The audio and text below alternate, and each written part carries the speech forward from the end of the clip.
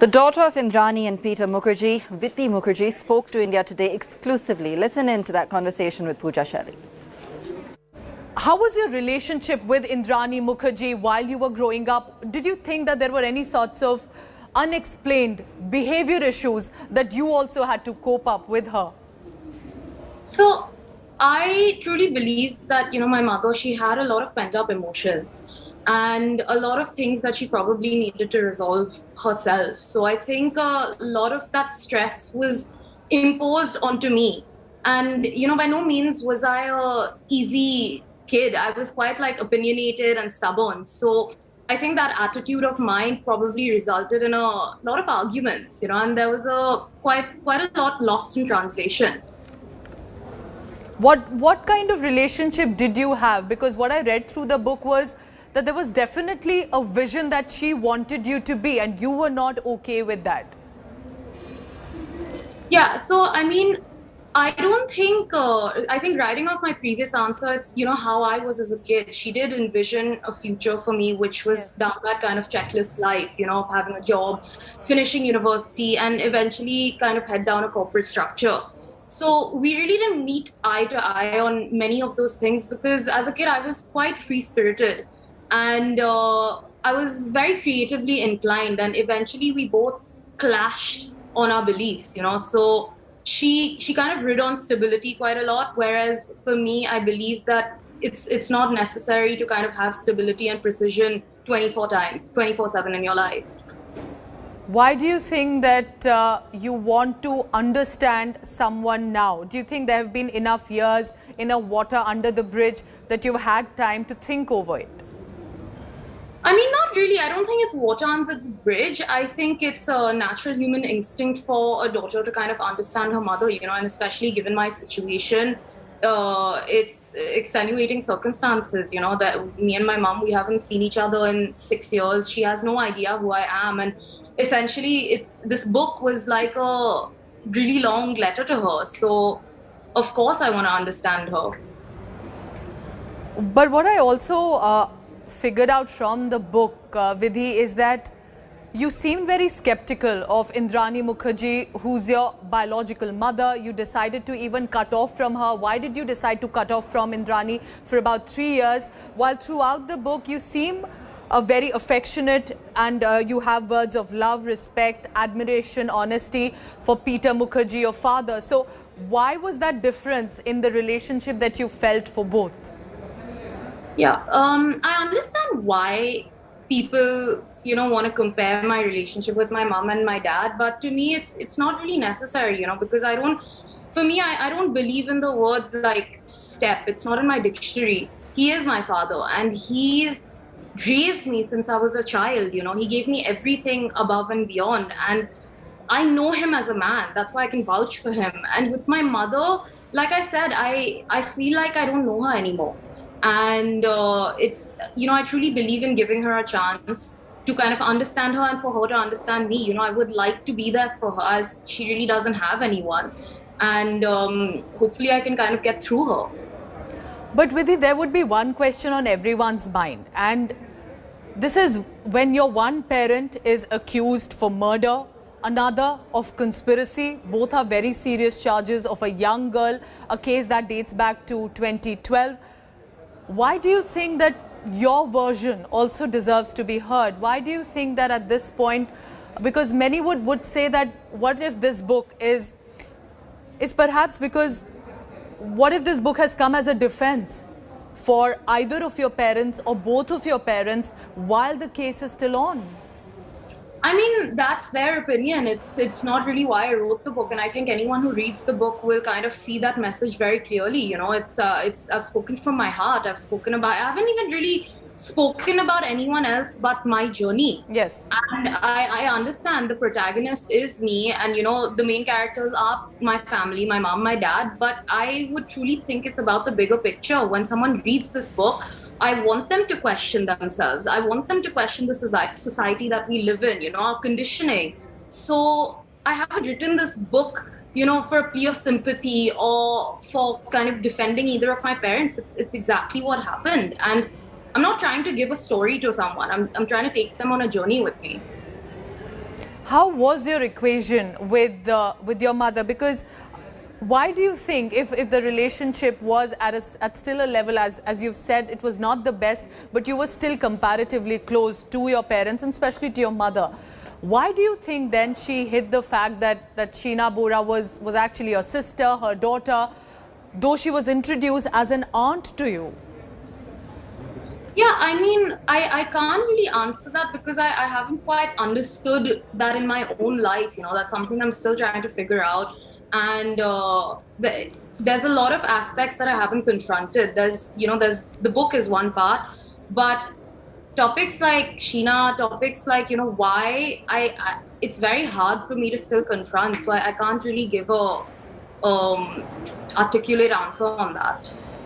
But because most of us, in fact, any of us, have only heard of Sheena Bora as a woman who is no more and was possibly killed and was allegedly killed by Indrani Mukerjea. But did you know Sheena enough? Did you like her? Tell us about who this girl was that was spoken about so much just about a few years ago, and of which perhaps we all are still waiting for some closure by the investigation.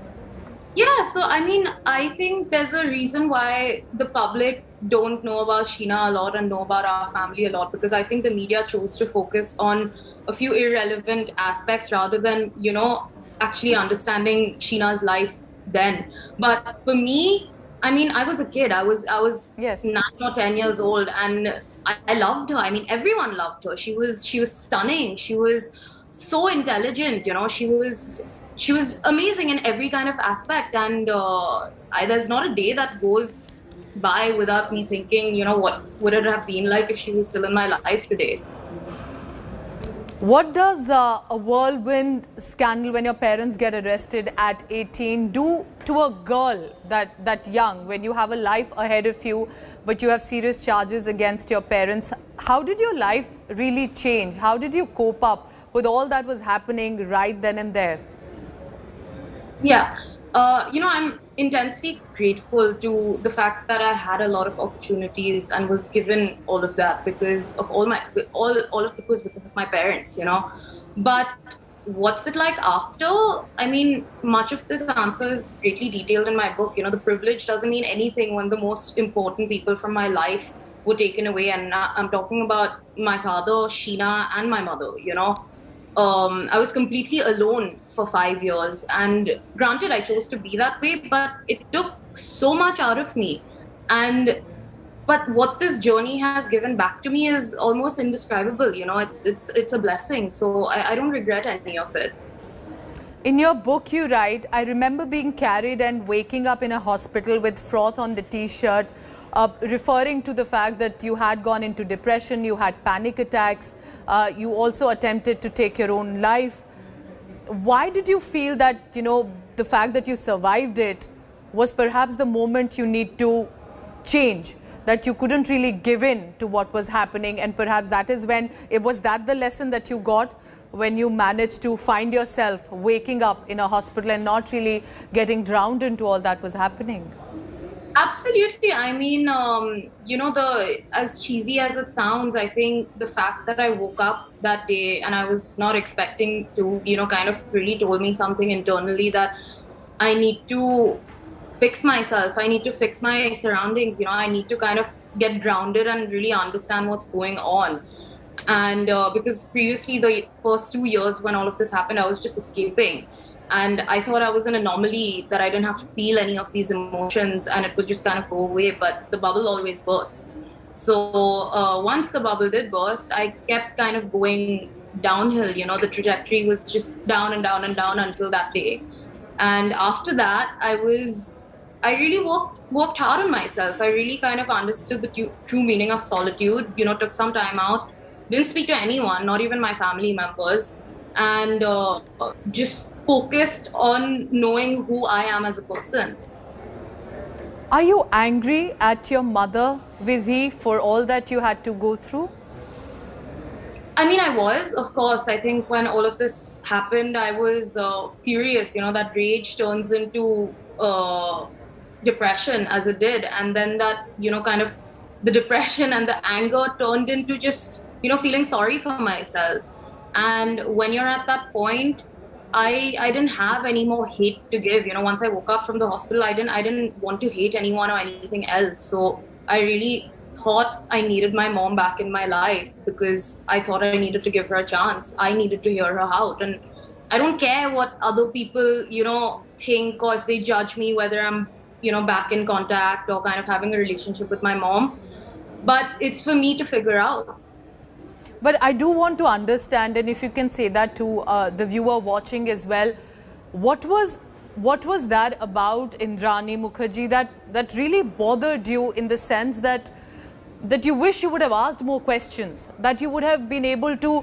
Many would ask, why did you believe if you were told that Sheena Bora has gone away, if you were so close? So I'm trying to understand what led to the fact that you wanted to believe all of that, when of course it all turned out to be lie in so many ways.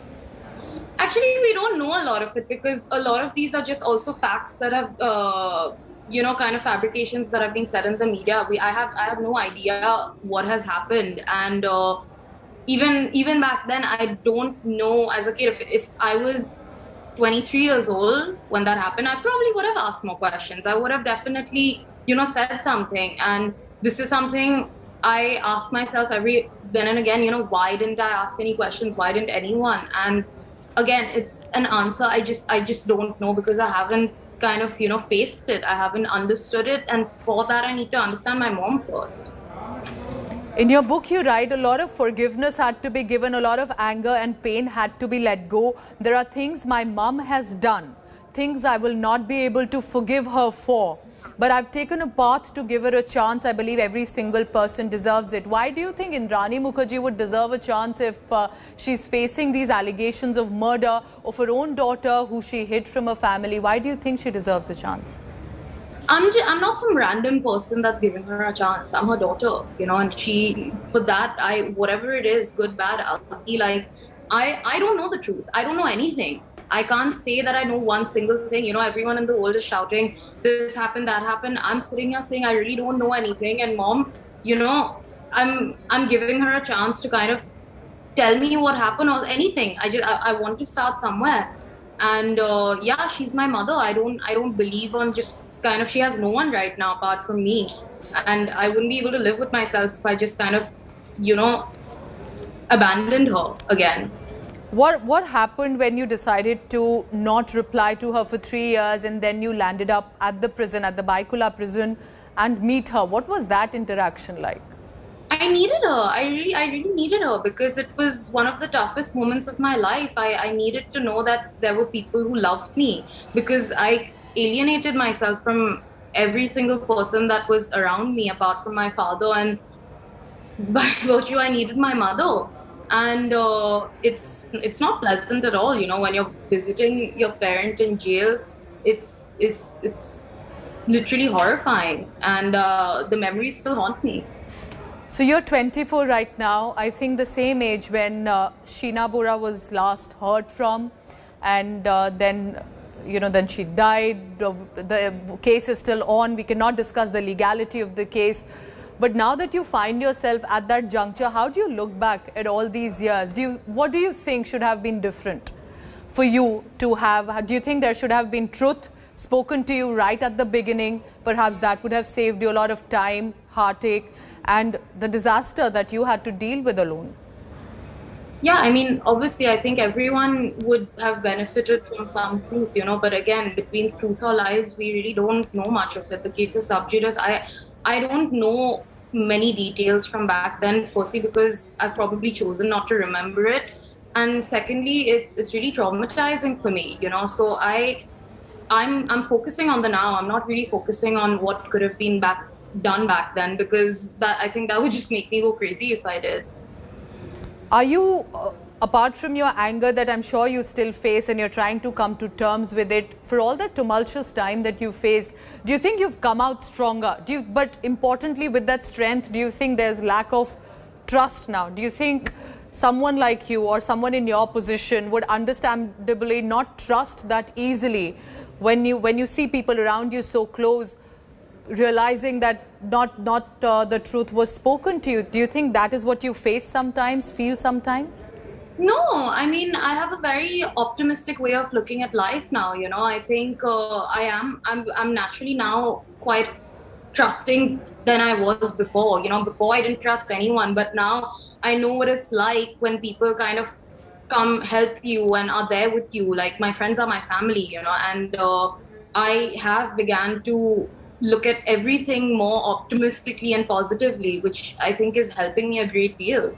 And just few final questions before we wrap up this discussion. What do you see now here on? What do you want? How would the situation be different? What would you want we again not discussing the case, but the fact that you've been meeting your mother. How has that relationship come along from an angry, rebellious, not at its best, to perhaps at some level trying to figure out? Because you also speak, you've written about the abuse that Indrani Mukerjea faced. You also speak about the honesty that your father had. It's a very heartfelt book. But to keep all of that aside and come to terms with what's been happening, how do you see now the next few years for you while your mother is still in jail, while the father is out on bail and the case is still on? I mean, I don't expect anything to happen. I'm not wishing for, of course, I hope this all kind of gets cleared up very soon, but I don't have any expectations. For me, it's if I can live as presently, then that would suffice, and that's all very dependent on day by day. And I think I have a lot of hope for mine and my mother's relationship, and for her to understand me and for me to understand her. If it's not meant to work out, it's not meant to work out. But I'm taking it day by day as it comes. And what is one lesson that you want to tell us that you've had from all of this? Because I remember your visuals at the court. I remember some of the statement that you had to release that was also telecast on India Today, and that you had a lot to say even back then.